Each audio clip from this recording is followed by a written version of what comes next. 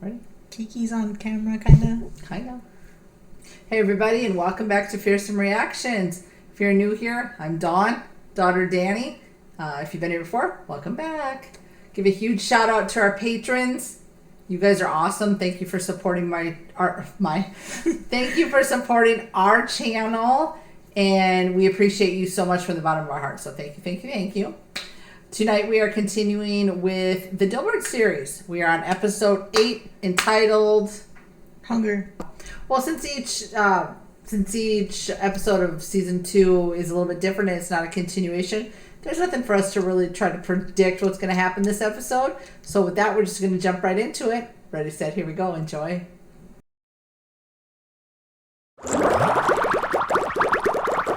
Hopefully, one day you can visit me when the check 1, flood, famine, volcanic eruptions, plague, or war has/have ended. Food problem may be over sooner than you think. And coffee. Do you think banging your mug is going to work? This is not a diner. Guess it is a diner. The DNA from a prize-winning Norwegian cow into the nucleus of a tomato seed. Then I made it rectangular so you can stack them more efficiently. Part meat, part tomato. I call it the tomito. Tomito. Ooh!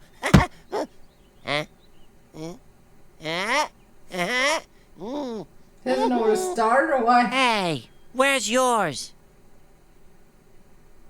We thought you should eat first for once. Oh, now this is more like it. You finally treat me like a member of the family. What the heck? It's the most revolting food item I have ever encountered. It actually frightens me. It's so unappealing on so many levels, It's like it's a hard to cow know with what a to criticize square. first. It's like Wall-E, except small enough to flush down the toilet. Thank God for my oversized You head. say tomato, I think it's I say creepy. tomato. Is it alive? If you tried to put this thing on the market, you'd be out of business in a week. Not what we're looking for. Yes, cheese Wait a minute. cards. You're going to dismiss the tomato because it's unattractive? Sound reasoning from my perch, Dilby. But it's a perfect food source for third world countries. What about Albonia? There's a famine in Albonia. Until CNN has a name for it, like famine in Albonia, it's not really happening.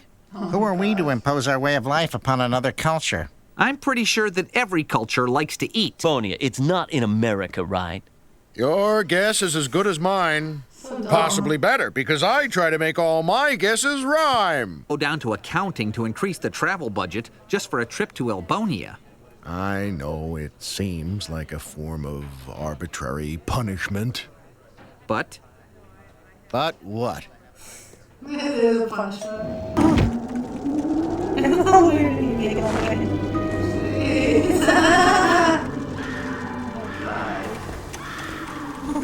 Okay. I think I'm someone traveling to Albonia on business. Do you have any proof? Proof? Since when do we need proof to do our jobs? Do you think we just give out money to anyone who asks for it? Do I look like Santa Claus to you? No, you look like some sort of hideous creature. Thank you, because that's the look I'm going for. What if I just go on the trip and then submit carefully documented receipts when I return? And what if you never return? I'll leave explicit instructions for the executor of my will to file my receipts. Sign here.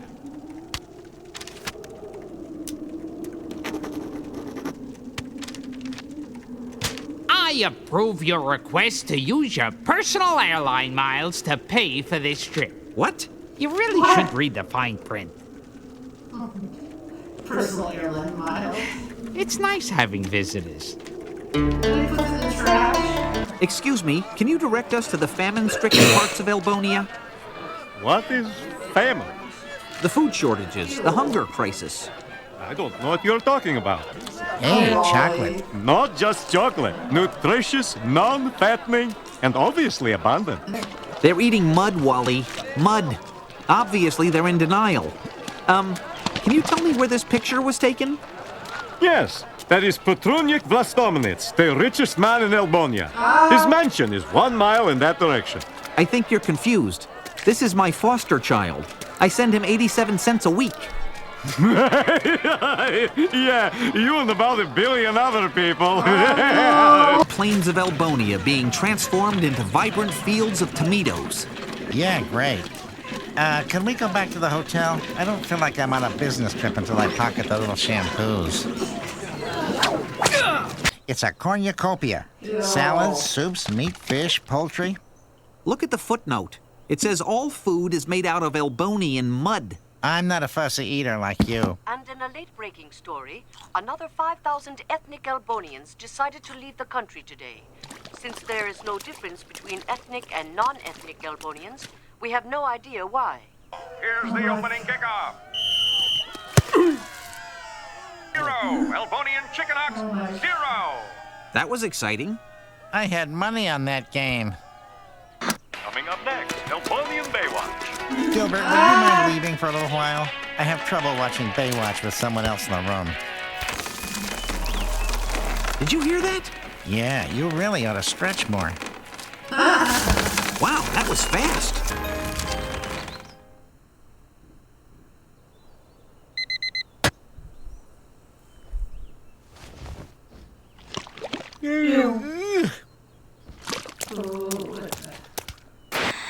Experts are holding the tomato responsible for plunging Elbonia into the worst famine ever.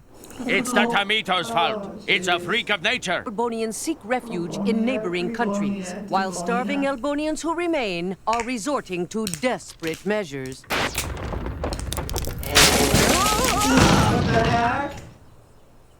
This is the most delicious hotel I've ever eaten. Frightened and helpless. Do you know where this picture was taken? Tourists. Oh my god.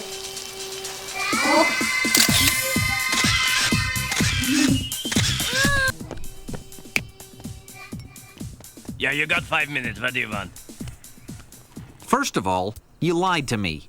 I thought you were a starving child, not an Elbonian fat cat. Although I must admit you've done an excellent job investing my 87 cents per week. Thank you. Second, I came here to help Elbonia with the advent of the tomato crop. But it hasn't worked out that way. Instead of stabilizing an unstable country, I've destabilized a stable one. But it looks good and stacks well. So? Well, as a food product, it's a total loser. But think about it. The tomato would make a great lightweight building material.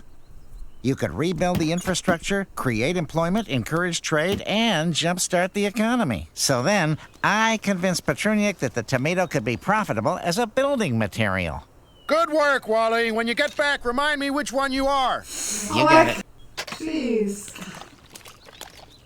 You owe me big time.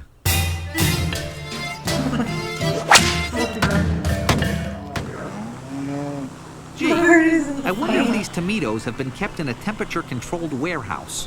Why? Have you ever seen what happens to a dead camel in the sun? Those tomatoes are now half-rancid meat.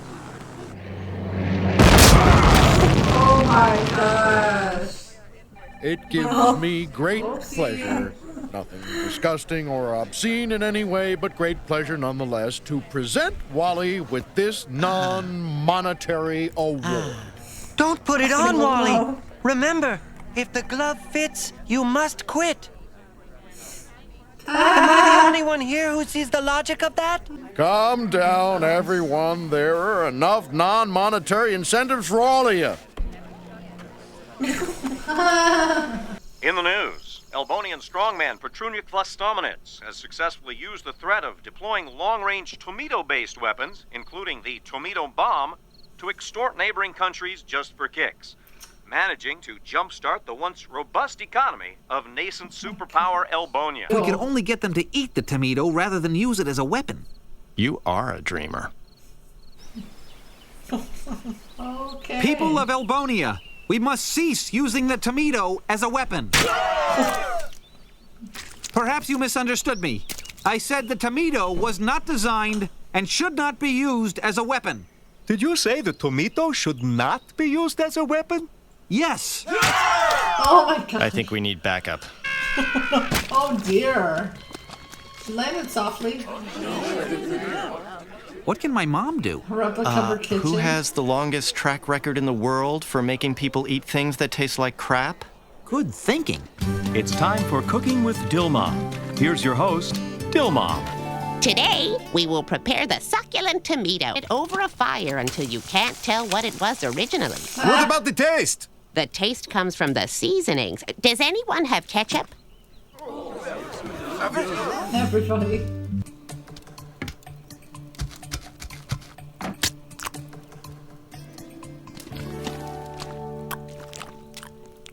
It is delicious. It tastes like ketchup. This is very impressive, but our Albonian mud hasn't been the same since Dilbert rendered it inedible with his agricultural boondoggle. Does anyone have any vanilla bean extract?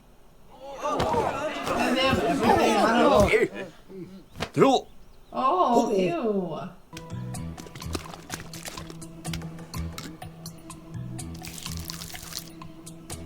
Try it. It is delicious. Let us lay down our tomatoes of mass destruction and lift up our tomatoes of peace and plenty and return ourselves to the backward and inconsequential country we once were. You'll return to your former status as an anonymous cubicle dweller. I'll take it. She still has the magic. I remember one time, she convinced me to eat a whole can of Play-Doh. That wasn't her, that was me. No, I remember distinctly. She called from the payphone and said dinner would be late, so I should start in on the Play-Doh. Did it sound like this? Dilbert, I'll be home late. Why don't you see how much Play-Doh you can eat? Another glove to give out as a non-monetary award. This one goes to Loud Howard. Oh, yes! That glove will go perfectly with my other... Oh. Oh my god. And last, but not least, yet far from most, somewhere in the lower middle range, we have for Dilbert a lovely baggie that once held a sandwich. Ew. At least my award wasn't on someone's smelly foot. Are you saying your one non-monetary award is better than my 2 non-monetary awards? No, I'm not saying that. Good. I'm saying it's better than the sock. You take that back. I'm gonna fight over it. Those non-monetary incentives really get their energy up. I must remember to get one of myself. Oh no! This game for you.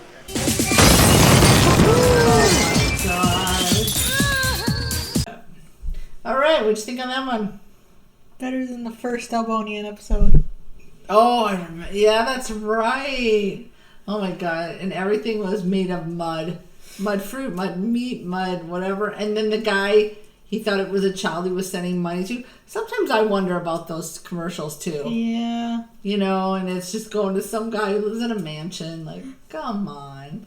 And then how Dilbert's mom disguises everything with basically just adding like condiments on it. Just ketchup or hot sauce or whatever you got. Hey, sometimes you got to spice things up like that. But, yeah. So it went from being a nasty food. Meat, fruit. That was taking over the country and destroying it. And to then a a building weapon. block.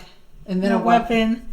And then back to food. Dill mom. Dill mom's charred Yes. food. Ketchup on top. Oh, Lord. And then they're all fighting to see basically who could be the best employee. Oh, yeah. They was fighting because he said at least it was better than something that somebody wore on their foot. Well, I was like, take that back. And Loud Howard, all he wanted was his matching mitten, but he kept then he losing lost his the one. other Oh one. my god. And then they, the two were fighting, slap fighting, and then he just jumped him. That was a cute episode. I think it was as funny as the last one. Mm-hmm. So on this one, I'd probably give it a 1.5. But it was better than the other Albonian. But yes, it was better than the other Albonian, so I would give it 2. So what would you get as far as like comparing it maybe to the last couple episodes? 2 thumbs? I just do 1 up, 1 down. Okay. Okay, whatever. 2 for being better than the other Albonian, but what about from compared to the other last couple? 2? 1.5? Well, there you go. And that has it. So we'll just continue on. We're on, this was episode 8. We so have 9 more, I think. 9 more to go on this. And do you want to say anything else about this episode? No. Nothing more? All right. Well, again. He made me Play-Doh. Yeah, I mean, come on. Wouldn't you just be like, if I had called you up and said, like, I'll be home a little late. Just go ahead and start eating some Play-Doh. I think he'd be like, Even what? he was like, that's me. Yeah, why would you eat Play-Doh? Weird. Anything else? No, that's it. I'm done. All right. Well, like we always say, if you like what you're seeing, hit the subscribe button and bell. Don't forget to like and comment. We always love fun facts, so thank you. Keep them coming. With that, we wish you good morning, good afternoon, good evening, wherever you are in your part of the world. Be kind always. Till we meet again.